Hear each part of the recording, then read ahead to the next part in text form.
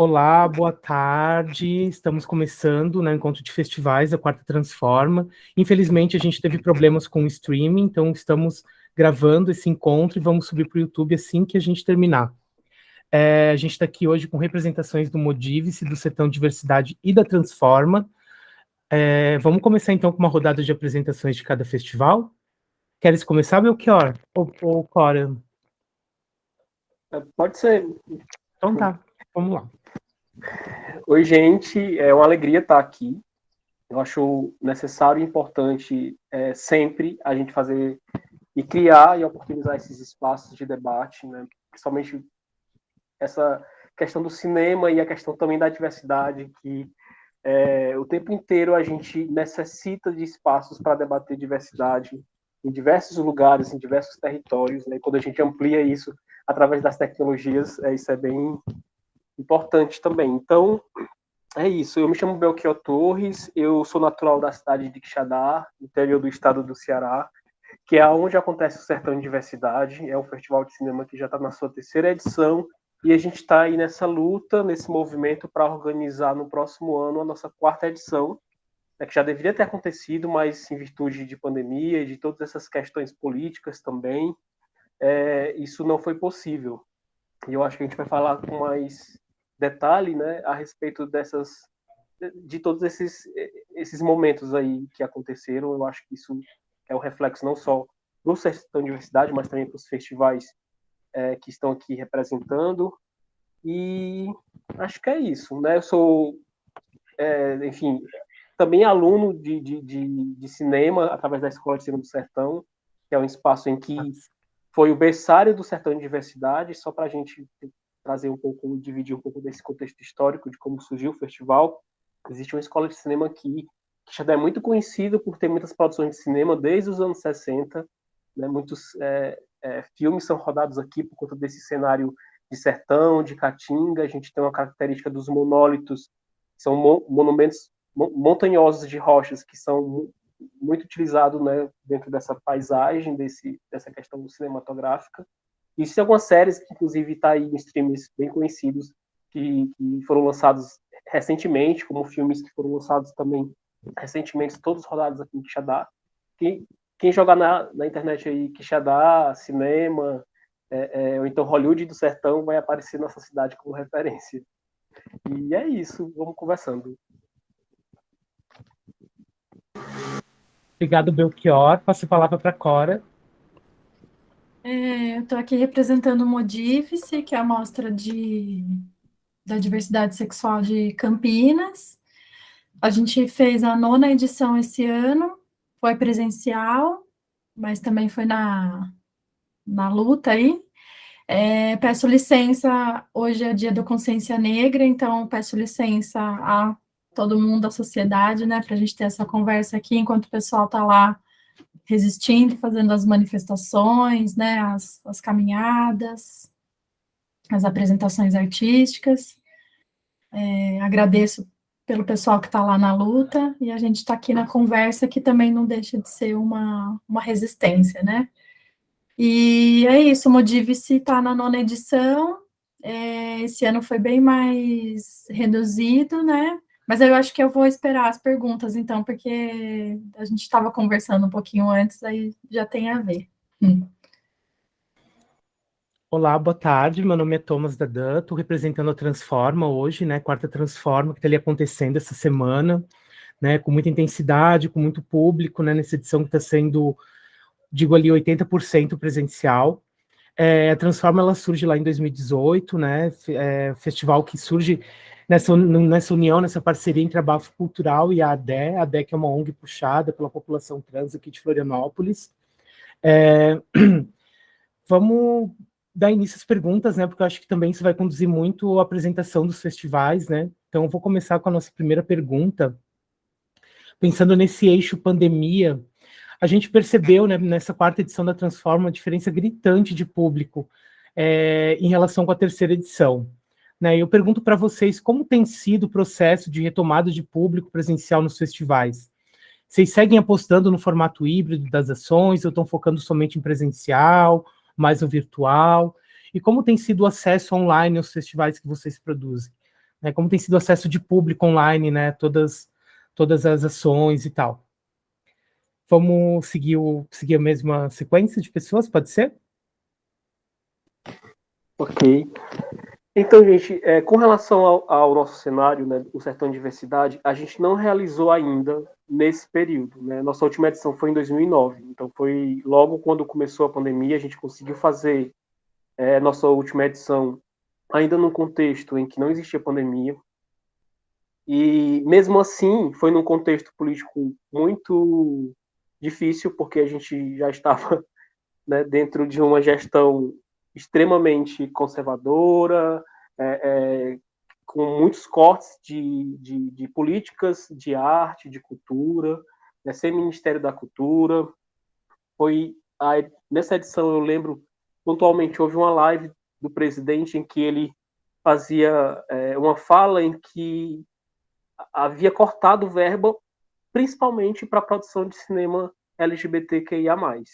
Então, a gente tinha ali um direcionamento e um ataque muito bem direcionado, né? Então, e o festival acontecendo durante isso. A gente estava na edição e recebeu essa informação, né? Dentro do festival, a gente reestruturou nossa programação, que era uma programação presencial, porque ainda não era pandemia, e fizemos um ato, um manifesto dentro da programação. Isso está na internet também, está no YouTube, enfim, dá para a gente assistir. Tem um artista que veio participar do festival, que fez uma performance muito linda em um cartão postal da nossa cidade, que é o Açude Cedro. Ele é o primeiro açude público do Brasil, né, construído ainda na época do Império, sob o imperador Dom Pedro II, e é um patrimônio tombado pelo IFAM. É muito lindo, a represa tem uma característica bem peculiar, porque no fundo você tem uma rocha muito grande em formato de galinha, e é conhecida como a Pedra da Galinha Choca, e a Tony Reis ela faz uma performance cantando para os orixás, é muito bonito, e foi uma forma da gente fazer um protesto também com relação a esses cortes, né, que a gente sabia que, enfim, dentro de uma gestão como essa, a gente seria alvo o tempo inteiro, como a gente viu acontecer até os dias atuais e como a gente viu acontecer principalmente durante a pandemia, né, a quantidade de pessoas que foram vítimas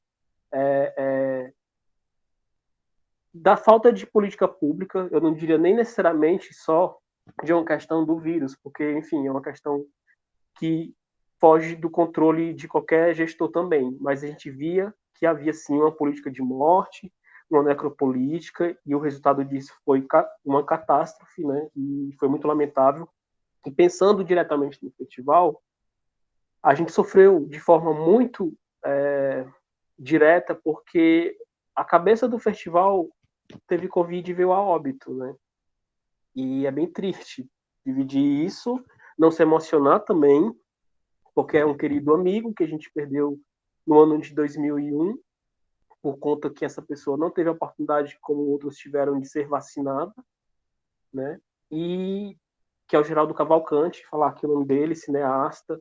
O Geraldo, ele diretor, cineasta, roteirista, estudou cinema em Cuba, voltou para o Brasil e veio para Quixadá, para o Instituto Federal do Ceará, o IF, aqui no campus de Quixadá. Dentro do IF, ele criou o Grupo de Experimentos Audiovisuais, o NAVE, que até então ainda está parado, né? O NAVE, ele sediava um projeto de extensão ligado com uma instituição aqui da região, que é o Instituto Assum Preto, que é a Escola de Cinema do Sertão, onde eu fui aluno, e foi onde a gente teve a oportunidade de criar um grupo para pensar o Sertão em Diversidade enquanto festival. Então, esses estudantes de cinema da Escola de Cinema do Sertão, né, que era coordenado pelo Geraldo Cavalcante, que foi essa pessoa que a gente lamentavelmente perdeu para a Covid, a gente pensou esse festival, né, como seria, por coincidência, assim, uma triste coincidência, na verdade, nessa época, eu e outros amigos estávamos acompanhando um caso de transfobia aqui na nossa cidade. Uma aluna de 16 anos tinha sido expulsa da escola porque ela queria usar o banheiro feminino. E o próprio diretor disse que ela não iria usar. Então a gente levou isso para a Secretaria de Educação do município, a gente fez uma conversa, a gente propôs uma formação com os professores e gestores de educação nessa época, enquanto movimento social aqui da cidade, né? E eu estava como aluno do festival da Escola de Cinema e unindo esse cenário e essas situações de transfobia da cidade, com a possibilidade da gente pensar um festival dentro da Escola de Cinema do Sertão. A gente começou a articular e trazer nomes e pensar nomes. Nesse primeiro ano veio o Silvério Pereira, que na época estava saindo das filmagens de A Força do Querer, que foi uma novela muito representativa do ponto de vista de um processo de transição, né? A gente nunca teve isso dentro de uma produção assim a nível tão aberto para a TV brasileira, e muitas famílias tiveram a oportunidade de acompanhar isso através da dos personagens da Ivana e da Elis Miranda, que era interpretado pelo Silvério Pereira na época. Ele acabou as gravações e, tipo, na semana seguinte ele estava em Quixadá, na nossa primeira edição do festival. Aquilo foi muito representativo. O Silvério ele é do Ceará, ele também é do interior do estado. A cidade dele fica mais ou menos a 100 quilômetros aqui da nossa. Então foi muito bonito ter ele aqui, as pessoas estarem participando do evento.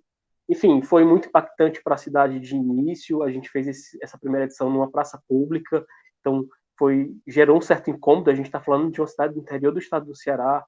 Quando a gente fala dos números de transfobia a nível nacional, né, você tem o Brasil liderando o caso de transfobia no mundo. E se a gente traz isso para o nosso território, você tem o Nordeste ainda, com maiores casos de óbitos de pessoas trans no país. Então você está ali no núcleo em que você vê mais casos de violência, né? Mas é isso, o festival tem sobrevivido também a esses cenários que a gente vivencia. A gente não tem ainda uma política pública dentro do nosso território, no nosso município, de forma efetiva. Né? Eu vejo que o movimento LGBT, desde a sua história, desde a Revolução de Stonewall em 69, né, quando vem para o Brasil, a gente tem um movimento que ele vem do urbano e vai se interiorizando. Então, a gente que é do interior do Ceará, que está no meio do sertão, que não está próximo das capitais, a gente tem uma dificuldade a mais para fazer esses debates, para envolver as pessoas nesses debates, para ter públicos nos nossos espaços, enquanto a gente propõe esses espaços. Então, a dificuldade ela se torna ainda maior. Né? E a gente aprende muito num lugar como esse. Esse eu estou falando da gente aqui. Quando a gente dialoga junto, quando a gente tem a experiência do Festival de Campinas, do Festival do Recifest, do Festival do Digo, em Goiânia, quando a gente soma e entende como que é a realidade de cada um desses territórios, né, a gente aprende bastante. O festival está na terceira edição, vai para a quarta, eu já diria que a gente já está na quarta, porque a gente já está pensando em construir a quarta, mas a gente agrega muito quando tem esses espaços de troca com vocês, porque isso ajuda muito a gente a construir, ressignificar e pensar também no nosso festival. Então, com relação à pandemia, eu acho que a nossa maior dificuldade, né, voltando ao assunto, foi ter perdido essa liderança que a gente tinha.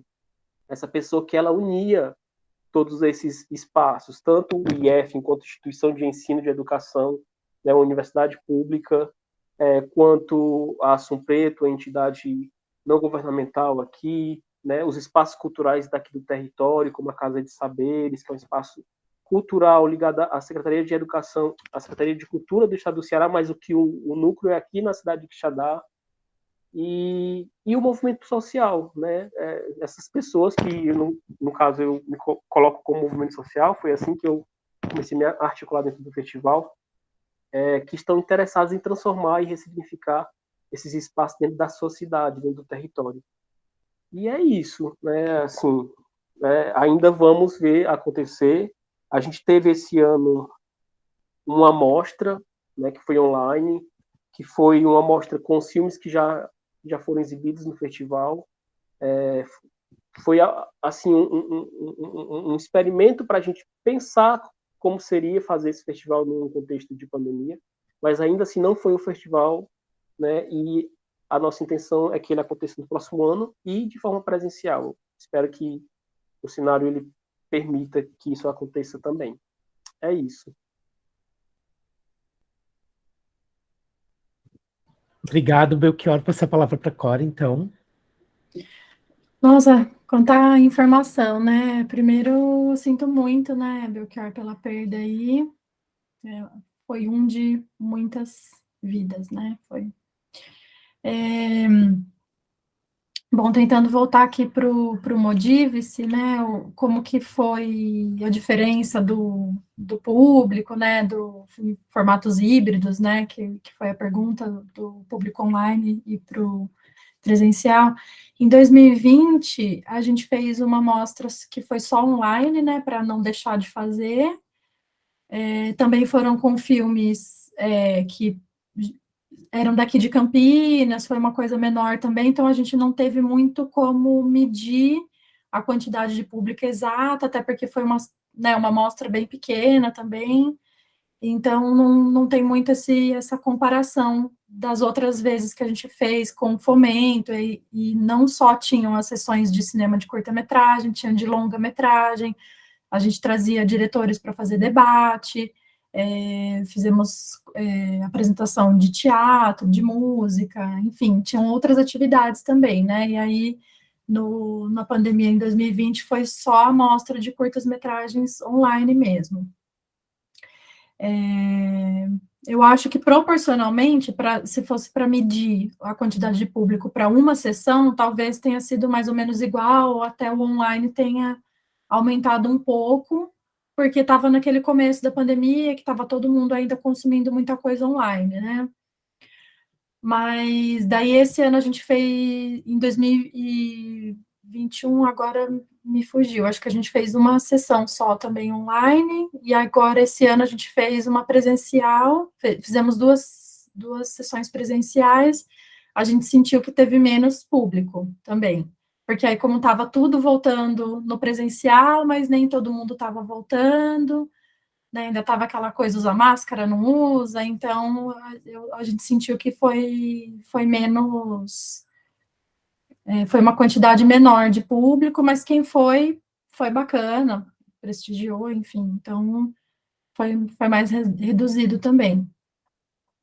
E para o ano que vem, aí também vai depender muito dessa questão do fomento, se a gente vai conseguir, se não vai, né? Eu acho que ainda hoje em dia vale a pena fazer uma sessão ou outra online, porque a gente se conectou também com muitas pessoas de fora, né? Então, eu acho que é interessante manter isso, justamente para o pessoal poder assistir a outros filmes também, e aí acaba acontecendo uma troca, né? Por exemplo, o pessoal né, os parceiros aqui de Campinas que fazem filme LGBT, algumas vezes a gente não pode nem selecionar no Modivice, porque a gente conhece a equipe, participou de algum filme, então fica, né, não dá para a gente colocar um filme que a gente tenha, né, um conhecido na nossa mostra, então acaba às vezes sendo selecionado por vocês ou por outras mostras e outros festivais, e aí a gente acaba selecionando quem é de fora, né?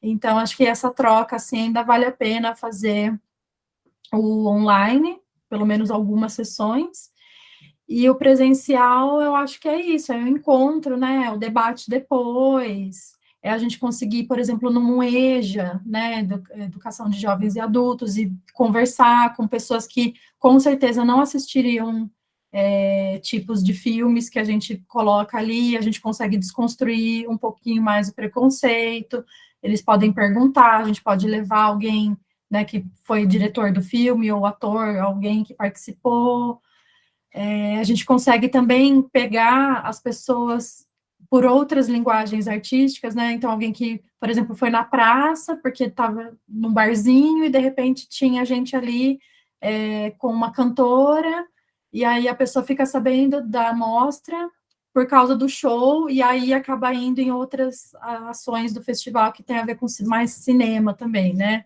Então, acho que o presencial é incrível, não tem muito como substituir também, né? E eu acho que é isso dessa primeira pergunta, né? E diferente do que o Belchior trouxe a respeito do movimento social, né, que ele se colocou como um movimento social e deu para perceber as articulações que eles fazem, né, que tem esse cunho, Aqui o Modifice a gente vai muito pela formação artística, né? Formação de público, então a gente trabalha muito com oficina, a gente faz gravação de filme com jovens, fizemos já com equipamento profissional, às vezes a gente faz com vídeo com celular mesmo. Então, esses debates, a gente vai em escola, então a nossa forma do festival é muito mais pelo artístico e pela formação, não é tanto pelo engajamento social, mas uma coisa complementa a outra, tá tudo andando junto também, né? Acho que é isso. Passo a palavra. Obrigado, Cora. Só complementando a fala do Belchior, o Geraldo esteve no nosso primeiro encontro de festivais, né? Foi um momento que eu pude conhecer ele, assim, ter essa troca, e foi realmente uma perda que foi fortemente sentida lá no grupo, né? A gente conversou sobre isso. Na verdade, a pandemia resultou em muitas perdas, né, que poderiam ter sido evitadas se a gente tivesse, de fato, um compromisso, né, com as pessoas, com a população desse país, né, por parte do governo federal e etc.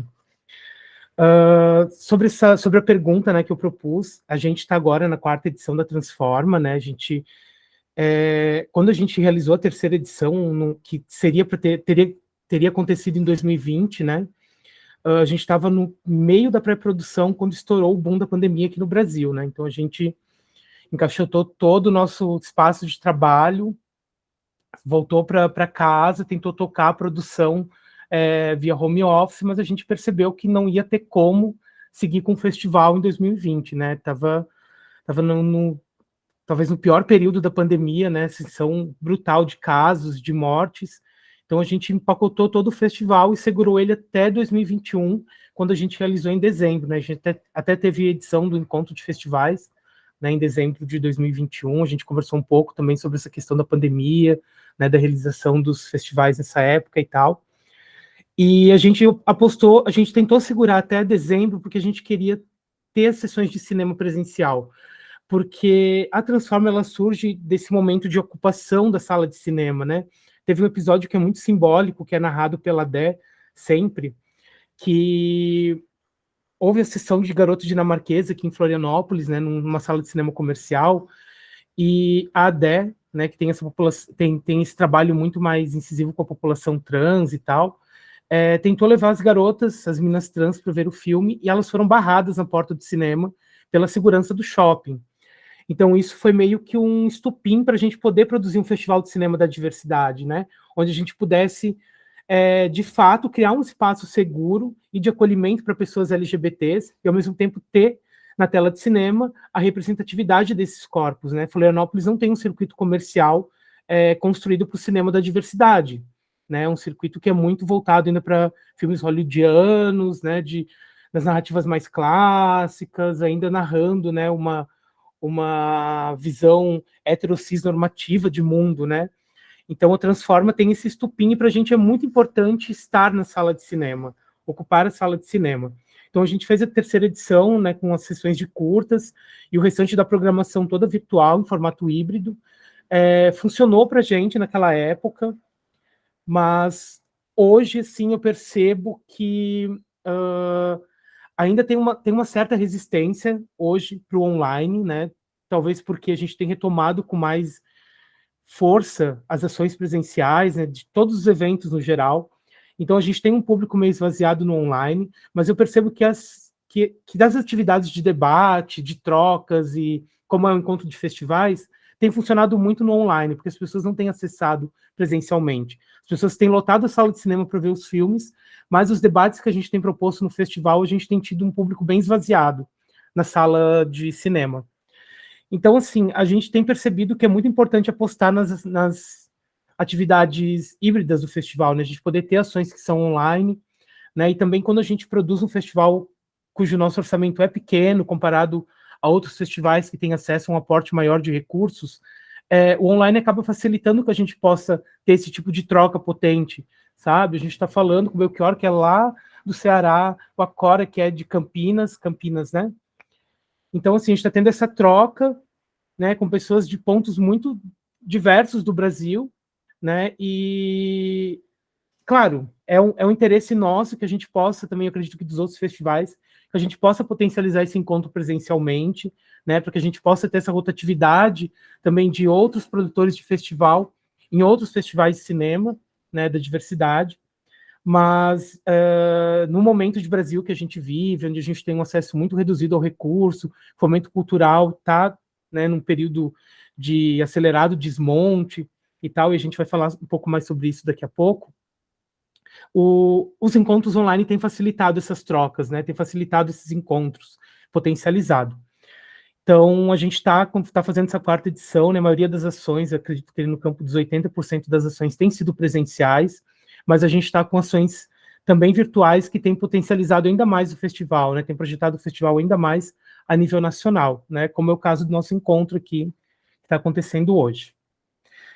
Vamos seguir para a próxima pergunta, então? Nosso segundo eixo vai propor uma perspectiva mais política, né, do que tem acontecido e tal. Então, o golpe de 2016 e a consequente ascensão de um governo fascista deixou de legado aquilo que a gente tem nomeado de terra arrasada, desmonte da Ancine, do Ministério da Cultura, descontinuidade das políticas públicas para a cultura, ataques de todos os tipos à Lei Federal de Incentivo à Cultura, explosão de casos de censura a trabalhos de temática LGBTQIA+, inclusive a gente passou por um episódio aqui em Santa Catarina. Nesse cenário, durante o período mais grave da pandemia de Covid-19, através da ala progressista do Legislativo brasileiro, lançou-se a principal política pública do pós-golpe para a cultura, no caso a Lei Aldir Blanc, né, que tem potencializado produções culturais de forma descentralizada a nível nacional, e agora também a Paulo Gustavo, né, que vai injetar recursos ali na casa de 3,8 bilhões no setor cultural. Eu gostaria de saber de vocês, né, como vocês avaliam a importância do fomento público para os festivais, e quais as perspectivas individuais de cada representante para a próxima gestão federal, né, do governo Lula, no caso, essa que tem sido né, um governo, uma eleição que foi marcada também por um forte apoio do setor cultural, né, e um governo que tem se proposto também a criar um debate muito mais amplo, né, de fato, um debate verdadeiro, né, sobre a cultura no país. Queres começar, Belchior? Sim, pode ser.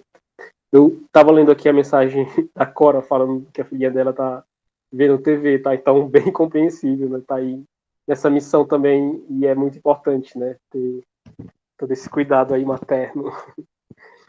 Mas, vamos lá, sobre esse ponto, né, gente?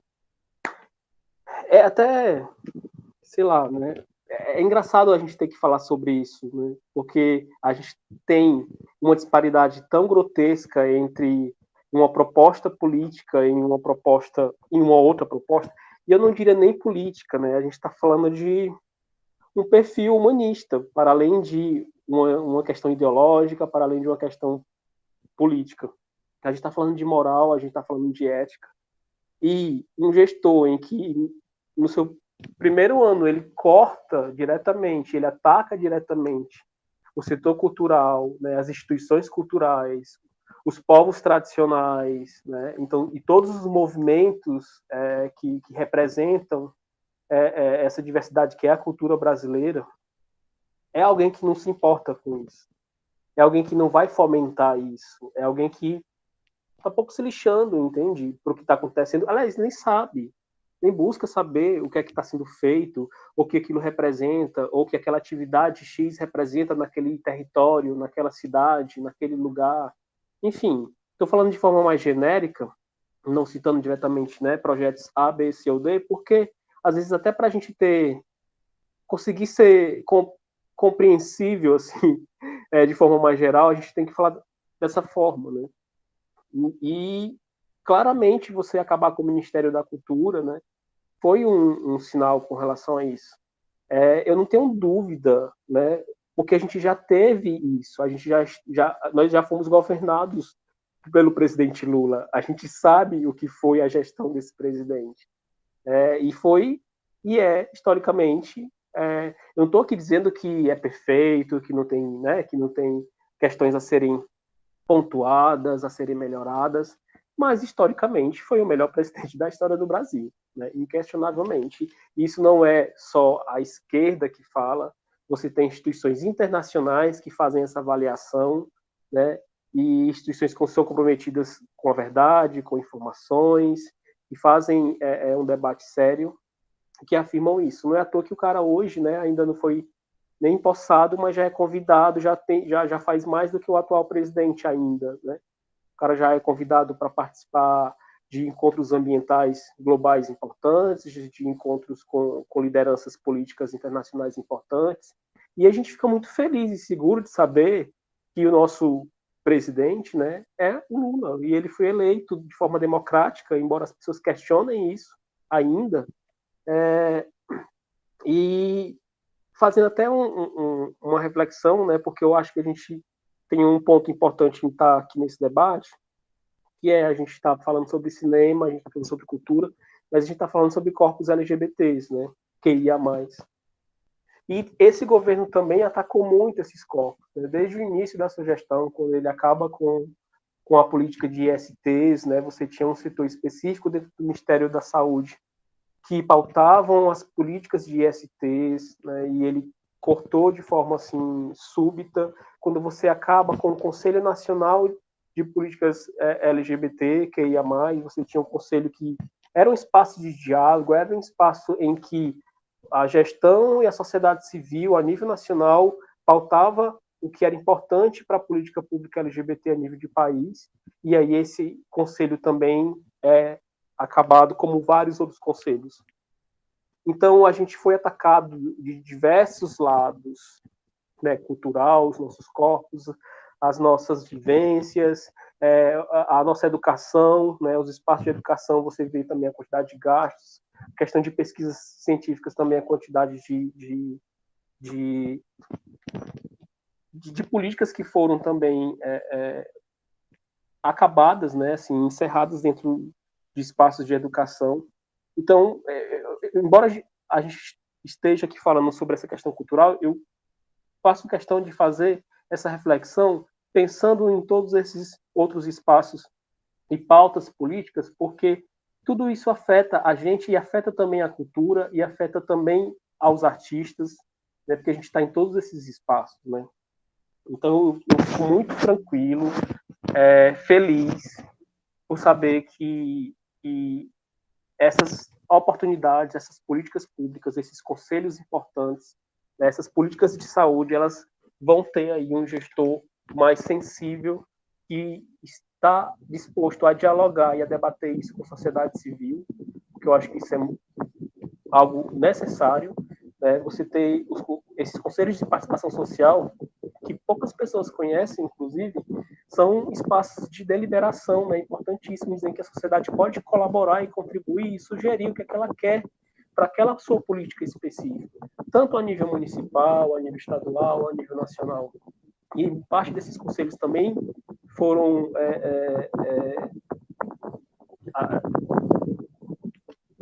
deixaram de existir, né, dentro dessa gestão do atual presidente. E a gente sabe que agora é uma oportunidade para esses conselhos voltarem a se articular e se organizar. E é isso, é a gente aproveitar esses espaços enquanto organização, enquanto coletivo, enquanto festivais, né, estar participando dessas redes que são importantes, né, desses grupos como esse, que está se articulando, né, ver o que é que está acontecendo a nível de cenário local, porque cada município, com relação ao Aldir Blanc, né, e a Lei Paulo Gustavo, tem um cronograma dentro do seu calendário da gestão cultural. Então, a galera que está acompanhando aí o nosso debate, fica atenta quanto ao calendário desses projetos dentro do seu município. Acho que o Tomás pode falar melhor sobre isso. Aqui em Quixadá, por exemplo, a gente já teve algumas reuniões e a gente já teve também uma estimativa de valores do que será para cada uma dessas linguagens de audiovisual, né? Desde curta, a longa-metragem, a clips, e quanto vai para cada uma dessas linguagens. Então acompanhe isso, né? Porque a gente precisa fazer acontecer.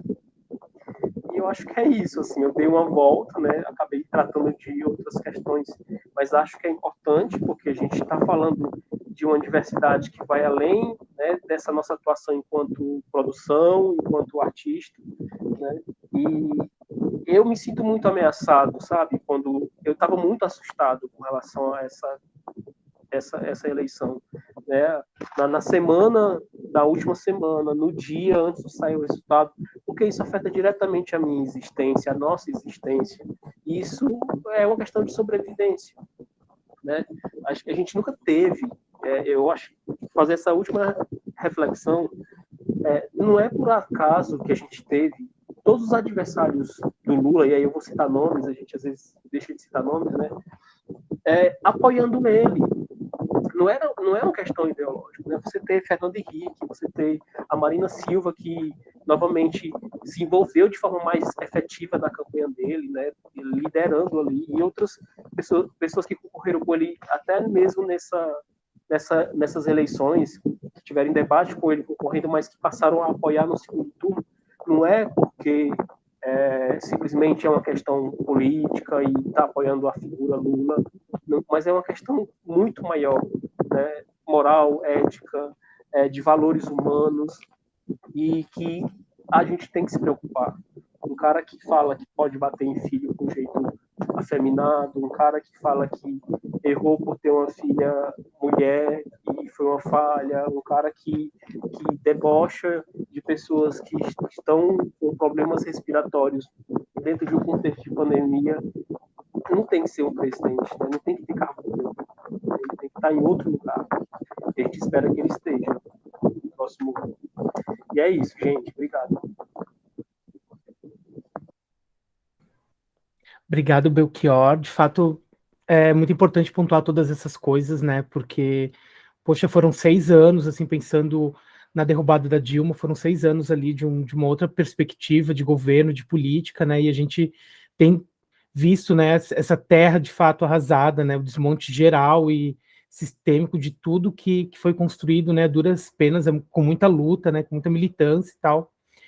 Então, muito importante pontuar tudo isso. Inclusive, ontem a gente teve pré-estreia de Deus Tem AIDS, né, que é um longa ali do Fábio Leal, do Gustavo Vinagre e tal, que vai estrear agora em dezembro, e realmente toca muito nesse ponto, né, de como o governo Bolsonaro descontinuou muita política, né, de prevenção a ISTs e tal, até inclusive acesso a medicamentos, né, no tratamento de HIV/AIDS. Então, assim, é importante que a gente fale sobre isso, né? Foi uma aflição para todo mundo esse período de eleição. Acho que ninguém mais tem saúde mental, né, para aguentar tanta desgraça, né, num governo só. E a gente fica feliz que, né, teremos outra perspectiva política a partir do ano que vem. Vou passar a palavra para a Cora, então, em seguida eu faço as colocações da Transfar. O Belchior fala tantas coisas importantes, aí eu tenho que voltar na pergunta, assim, senão a gente vai indo ao infinito, né? Então, pensando que ficou muito claro uma discussão que a gente sempre tinha antes, pelo menos eu, a nível pessoal, tinha, assim, com familiares, né, com o pessoal, mas a cultura não precisa de dinheiro, precisa mesmo alimentação e saúde. E aí, na pandemia, ficou muito claro quanto cultura é saúde também, né? Se a pessoa ficasse em isolamento social, sem conseguir assistir um filme, sem conseguir escutar uma música, sem ler um livro, não ia conseguir sobreviver mesmo, ia, né, realmente ficar ali adoecido, né? Então, o investimento na cultura é investimento na sociedade, é investimento em saúde coletiva, é investimento em outras esferas estruturais mesmo, né? Então, você ter ali um médico que atende, que está bem, porque conseguiu ter o seu lazer também, conseguiu acessar produtos culturais, né? Professores e tudo mais. Então, quando a gente acessa a cultura, a gente consegue se integrar melhor, a gente consegue ficar melhor enquanto indivíduo e prestando serviços à sociedade, né? Os engenheiros, os advogados, todas as profissões que são muito bem vistas, né? Muito bem remuneradas, em detrimento de nós, artistas e produtores, que somos menos remunerados, os nossos projetos também, né? Então, quando tem política pública que destina orçamento para a cultura, tem um lado ruim, que é sempre menos quantidade de verba, é sempre mais sofrido, né? Mas quando a gente vê que acontece, é um ganho para a sociedade como um todo, é um ganho para a gente, e aí, principalmente com eventos de temática mais delicada, como LGBT, que é mais, É difícil conseguir, por exemplo, um festival de teatro daqui de Campinas consegue fazer um bem bolado, né, com parcerias com comércio, e aí o pessoal apoia, o mesmo bloco de carnaval que eu participo aqui também, então o pessoal faz ali, uma empresa doa camiseta, a outra ajuda a pagar o aparelho de som, então a gente faz acontecer, mas quando é LGBT, a sociedade tem mais resistência de fazer parcerias privadas, né, direto ali com apoiadores. Então, a gente depende muito de política pública vinda de edital mesmo, e não verba que vem, que passa por escolhas, conselhos, marketing de grandes empresas, como acontece com a Lei Rouanet e o PROAC, por exemplo, o ICMS, né, quando é imposto que passa por empresa, mesmo sendo verba pública, e as escolhas são sempre por outros projetos culturais que não tenha temáticas de diversidade, de gênero e tudo mais. E da mesma forma que a sociedade inteira ganha, mesmo quem não é da área da cultura, quando a gente tem verba para projetos culturais, né, todo mundo consome cultura, eu acho que mesmo quem não é da área LGBT, até porque é difícil não ser da área, porque se a gente conhece 10 pessoas, pelo menos uma vai ser LGBTQIA+, né? Então, assim, é meio difícil você fechar os olhos e falar, não conheço ninguém, não tem ninguém da minha família, nenhum vizinho, não, esse assunto não me interessa, passa batido por mim, né? Mas quando existem as lutas, existem as formas de expressão LGBTQIA+, todo mundo ganha, porque é uma expressão popular mesmo, uma expressão da sociedade, né? Do mesmo jeito que eu, pessoa branca, ganho muito quando tem uma luta antirracista, eu estando lá ou não, né? Então, mesmo quem não está no fronte das políticas, dos movimentos sociais, culturais, LGBTQIA+, vai ganhar com isso, né? Então, é isso, é só torcer agora para dar tudo certo com essa legislação, para os repasses serem feitos, os projetos conseguirem retomar, conseguirem ampliar, atualizar, né? Porque eu lembro quando eu estava na faculdade, a gente ia na boate GLS, né? E aí depois virou LGBT, e aí a gente vai entendendo. Então, a cada ano eu vou, né, correndo atrás, tentando entender quem é quem, o que está acontecendo, porque é isso, é uma luta de todos nós, né? Então, eu, como mulher cis, eu canso de performar, tem um padrão de mulher branca, cis, é um tipo de performance que tem que fazer, então eu não quero também ter esse padrão. Então, se uma outra pessoa está lutando contra isso, eu estou me beneficiando também, né? Entende? Então, eu acho que só ganhamos com essas leis e que esse valor fique garantido para todos os projetos, independente da temática, independente do tipo de linguagem, né? Independente se é cinema, se tem outras áreas também. Eu acho que é isso, assim. Então, agora é a hora vamos dizer, espero, né, que a gente consiga descansar um pouco dessa tensão que a gente ficou tanto. Então, agora sim, agora vamos respirar, agora vem verba, vamos fazer acontecer, vamos conseguir inovar, vamos conseguir pensar em novas curadorias, em novas articulações, novos contatos, né? Tô confiante aí. Claro, assim, né, com aquele pezinho atrás, né, para a gente também não achar que agora está tudo certo e tudo ganho já, mas acho que um respiro a gente pode ter, sim. Obrigado, Cora. Vamos seguir, então. A gente, né, com a Transforma, 2019, foi o primeiro ano que a gente conseguiu fomento para o festival, né? Não, 2019. Foi o primeiro ano que a gente conseguiu fomento para o festival e a gente percebeu como o impacto do fomento público na produção de um festival muda consideravelmente a própria produção em si, né? Você consegue trabalhar com mais afinco, você consegue contratar pessoas para desempenhar as funções, você consegue remunerar as pessoas, né? E assim, fazer um festival de cinema do porte da Transforma, a gente está trabalhando ali na casa de 50 pessoas contratadas diretamente para o festival, né, a partir do fomento, fora todos os trabalhos que você contrata de forma indireta, né, serviços de gráfica, hotelaria, restaurante, etc, e por aí vai, são muitos outros serviços, né, que são impactados. Ai, a filha da Cora, que bonitinha. Enfim, é de suma importância, né, que a gente possa produzir esses festivais assim, com fomento, contratar as pessoas e remunerar elas, principalmente quando a gente pensa, né, no mercado formal que é tão, como é que eu posso dizer, agressivo com pessoas LGBTs, né, que muita gente não consegue trabalhar no mercado formal, e é na arte, na cultura, né, nesses espaços que as pessoas encontram lugar de fala, acolhimento, renda.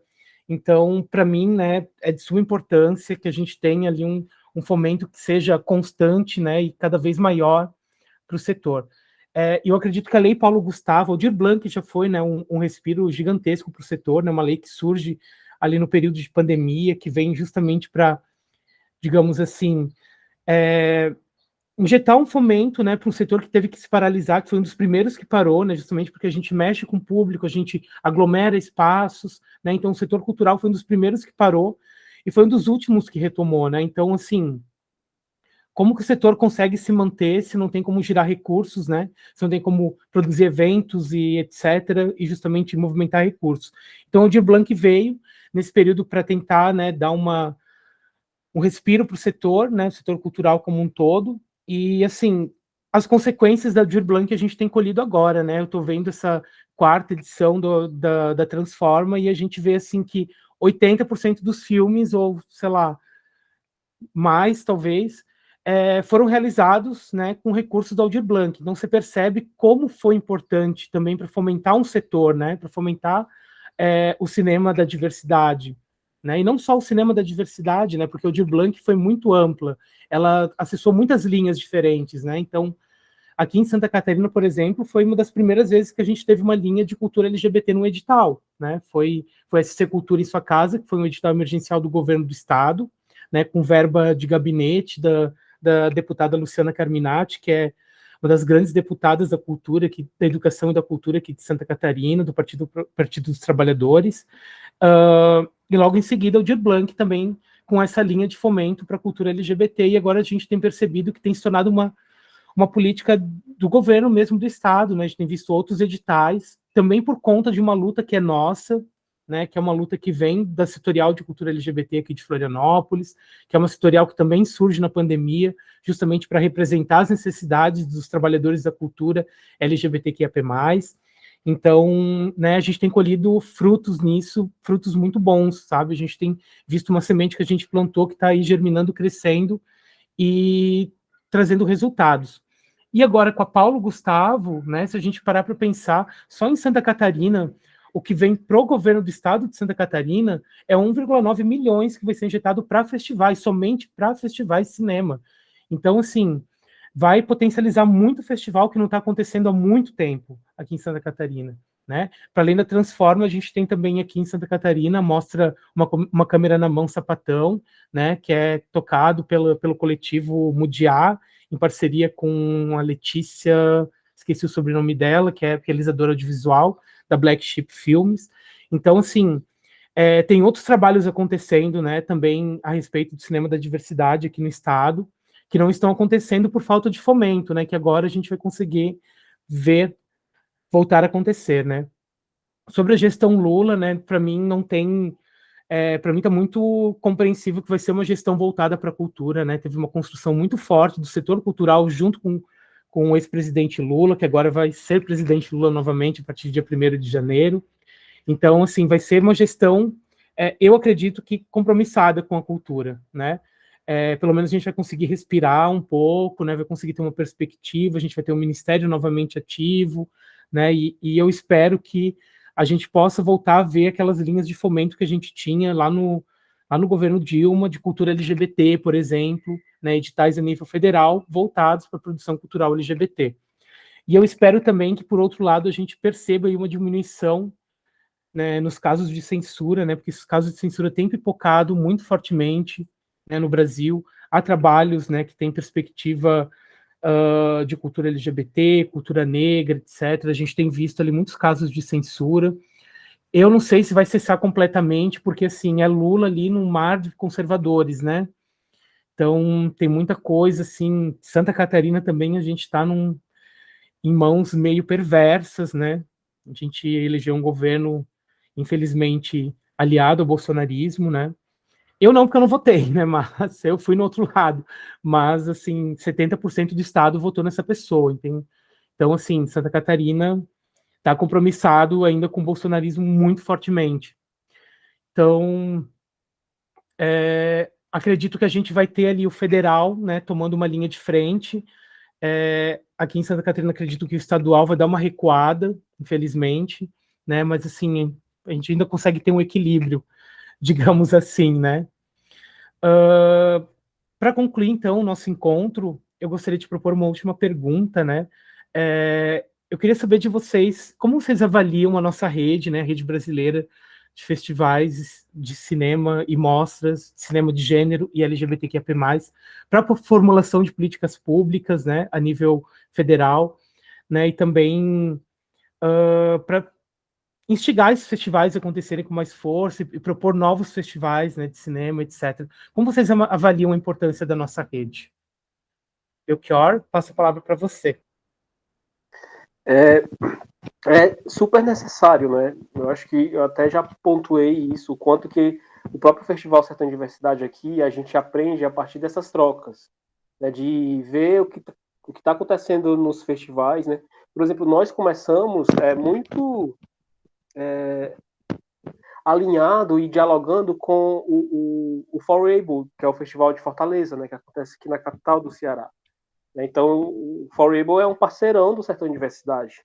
O Forable já existe há bastante tempo, já tem uma experiência, né, de mostras e de trazer gente, de fazer esse debate de anos, né? Eu acho quase mais de 20 anos, agora não recordo exatamente, mas é mais ou menos isso. E sou muito próximo da Labelle, né, que atualmente não está mais diretamente no Forable, mas está como coordenadora LGBT do município de Fortaleza.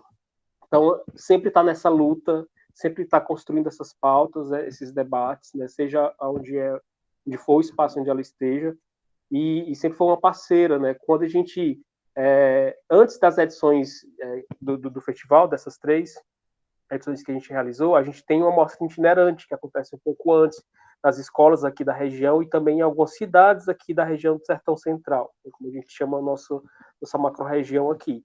Então, alguns municípios das nossas cidades aqui em torno, a gente leva filmes tanto da mostra das edições passadas do festival, do Sertão Diversidade, como também do Forable, que é o Festival de Fortaleza, que também está nessa construção, né, dessa rede. E isso é muito importante, porque é essa troca que fortalece a gente, né? E a gente também vê, né, e se vê contribuindo também com esses espaços, até porque cada festival tem ali as suas questões locais, tem a sua dinâmica, tem a sua realidade, né? Eu, estando hoje no Festival Sertão Diversidade e vendo o festival acontecer dentro de um lugar, né, em que as pautas LGBT a nível de política pública são muito fracas, né, que parte pontualmente de algumas pessoas e no geral pessoas que tiveram vivências dentro de espaços ou de academia ou saíram da cidade e voltaram preocupadas com essa questão. Você não vê esse estímulo, essas iniciativas de debate vir do poder público, por exemplo. Atualmente, inclusive, a gente está com a coordenação aqui na cidade, mas é algo que surgiu como um protocolo, sabe?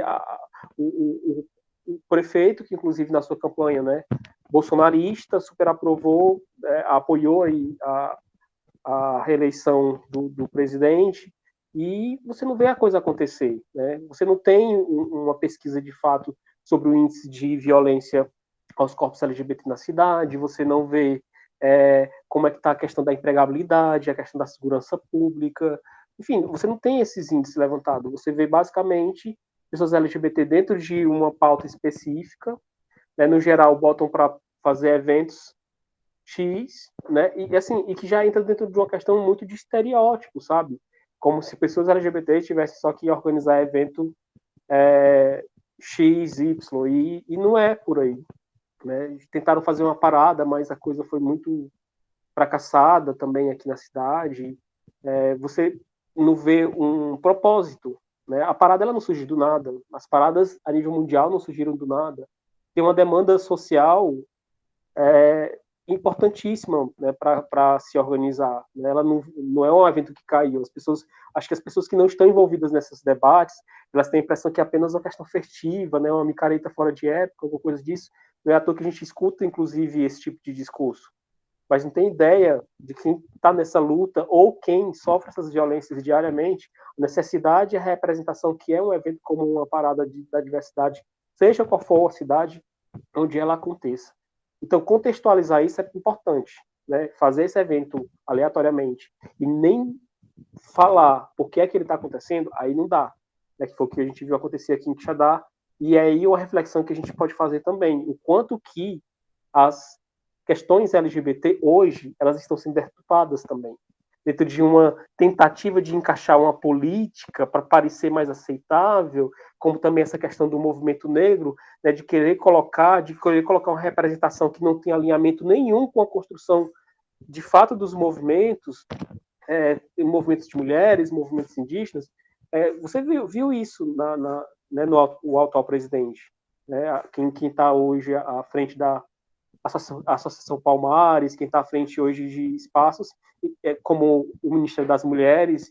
Que comprometimento tem essas pessoas, de fato, com essas pautas, com essas políticas? Absolutamente nenhuma. Na verdade, é uma desconstrução absurda e uma tristeza, né?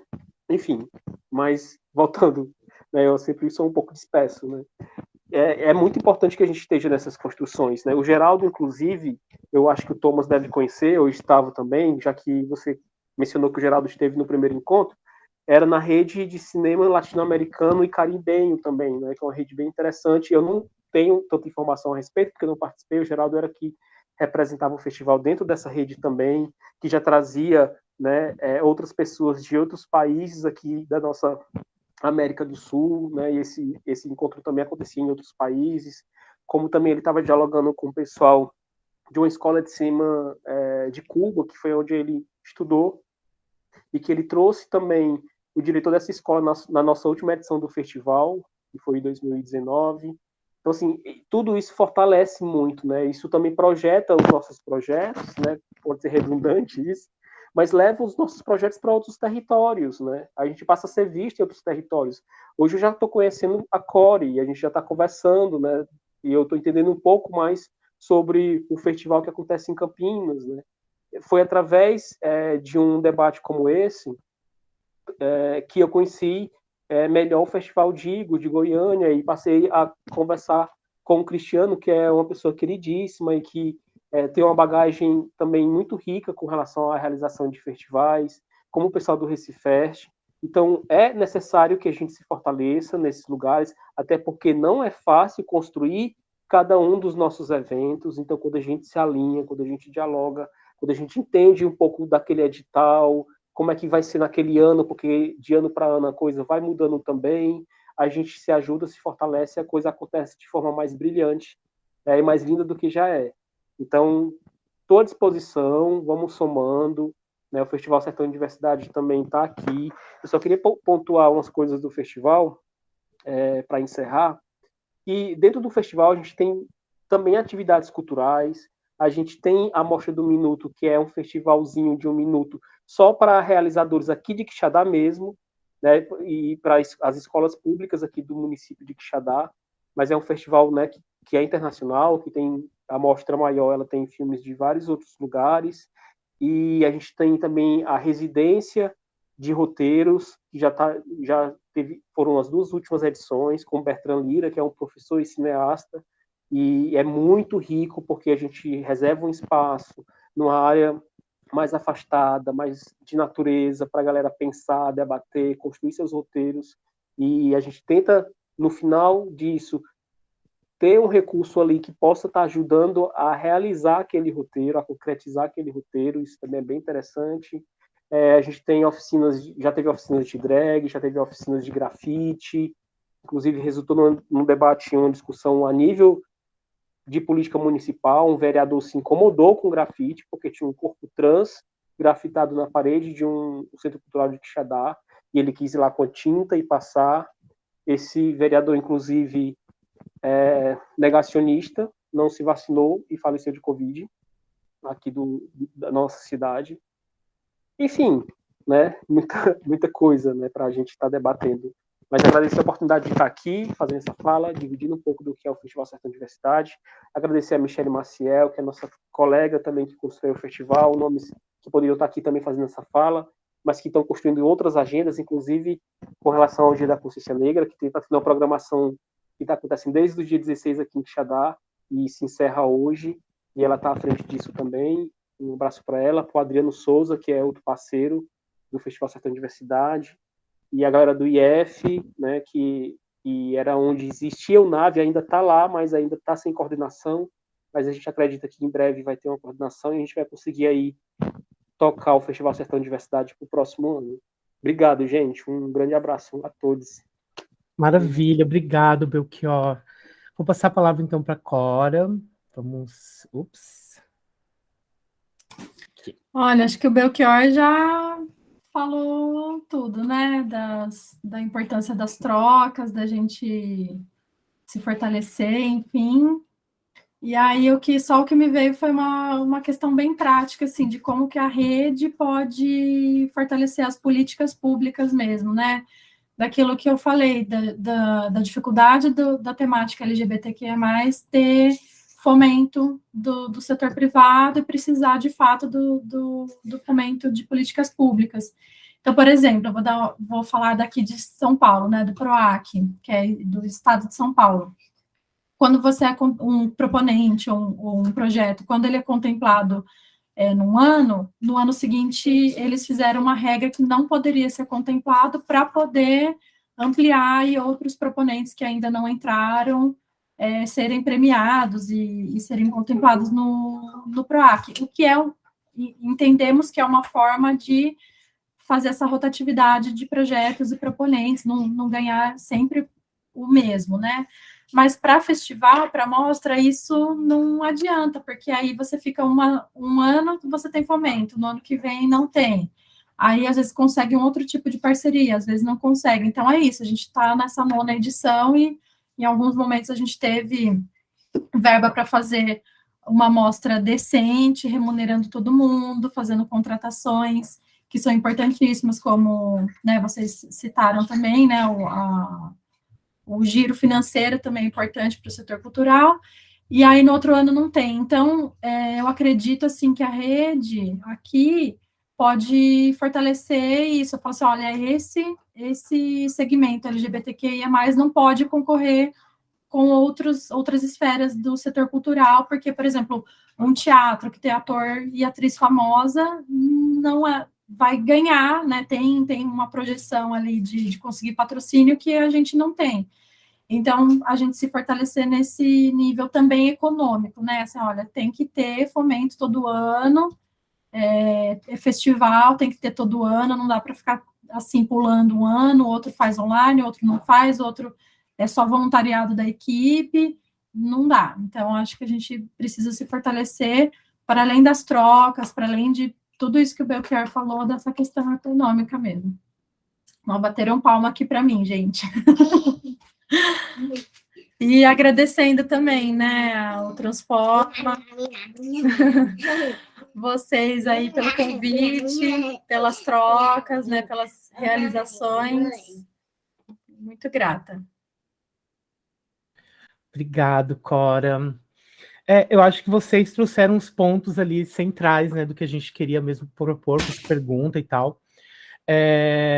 Eu queria também trazer o exemplo da AP, né? A AP é uma associação das produtoras independentes de cinema e a AP surge nesse período, né, de desmonte da Ancine como uma força, né, do setor, tanto para pautar a política pública como para propor uma reconstrução, de fato, né, do fomento ao audiovisual brasileiro e etc. Eu acredito que a rede brasileira de festivais, ela segue também esse percurso, né? Eu acredito que quando a gente resolveu propor uma união e um encontro, né, a gente conhecer quem está por trás desses eventos, a gente também estava propondo uma instituição no qual a gente tivesse uma força política de alguma forma, né? Então, eu acredito que é muito essencial que a gente possa seguir juntos, né, nessa luta, né? Até porque agora a gente vai ter um governo que, assim, está disposto a dialogar com a gente, né? Já disse, já deixou muito claro que vai dialogar com a gente. Então, a gente está no momento certo justamente para propor, propor políticas públicas, né? Levantar demandas, né, para os festivais de cinema LGBT brasileiros e etc, né? E eu acredito que a Paulo Gustavo está vindo aí também para ter essa construção, né? Não tem como a gente se alienar da construção da política pública, porque se a gente não tomar frente nessa linha, alguém vai fazer isso pela gente, e com certeza a gente não vai se sentir representado de alguma forma, né? Então é muito importante que a gente faça parte, né, dessa caminhada, assim também como a exemplo aqui de Florianópolis, a Setorial de Cultura LGBT tem sido uma força política muito forte a nível municipal e estadual, né, no acesso a pessoas LGBTs aos editais de cultura, porque, assim, no mapeamento que a gente fez, a gente percebeu quão esvaziado era o acesso de pessoas LGBTs aos editais, né, os projetos eram censurados, e a gente não sabia, a gente ficou sabendo depois, né, de projetos que caíram, porque pareceria estar, deu uma nota 0, porque o projeto era, como eu posso dizer, ele citou, tem uma fala muito emblemática sobre isso, demasiadamente juvenil, alguma coisa assim, ou demasiadamente ideológico, alguma coisa assim, e zerou a nota de um projeto de cultura LGBT no edital, né, antes da gente ter essa linha de fomento. Então, assim, essa também é a força política, né, que a união do setor consegue, né, frente à política pública, frente ao governo e etc. Então, acho que vocês colocaram muito bem essas coisas, né, acredito que a chamada é para que a gente possa se unir cada vez mais, né, trazer outras pessoas que têm produzido outras mostras, né, em espaços do Brasil que a gente ainda ainda não mapeou e tal. É importante que essa rede cresça cada vez mais. Dito isso, eu quero agradecer imensamente a disponibilidade de vocês de estar aqui com a gente nessa tarde, dialogando, né, apresentando um pouco dos eventos que vocês produzem para o público da Transforma, o público brasileiro, já que é uma ação online, né. Infelizmente, a Rosinha, que ia representar o Recifest, positivou para a Covid, não pôde participar hoje, e o Cristiano, que representa o Digo, também não pôde participar, né, mas são duas pessoas que estão ali construindo a rede com a gente desde o começo.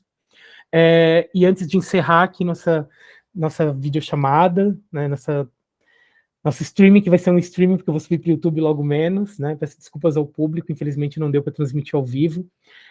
Tenho que trazer os recados paroquiais, né, da Transforma. Transforma é um governo, né, Transforma é um festival com apoio do governo do estado de Santa Catarina, né, através do edital Prêmio Catarinense de Cinema, executado pela Fundação Catarinense de Cultura, e a nossa 4ª edição tem apoio do Museu da Imagem de Santa Catarina e a Vitrine Filmes.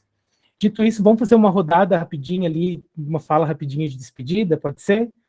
Começo aqui, então, agradecendo imensamente, né, a participação do público, né, que acessou esse vídeo e tal, né, e espero que possam também estar presencialmente na Transforma, nas próximas edições. Fica aqui meu muito obrigado.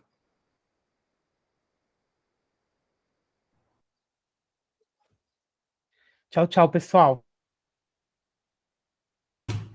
Até, muito grata pelo convite. Tchauzinho. Obrigado, gente. Um grande abraço a todos. Vamos nos vendo nos festivais.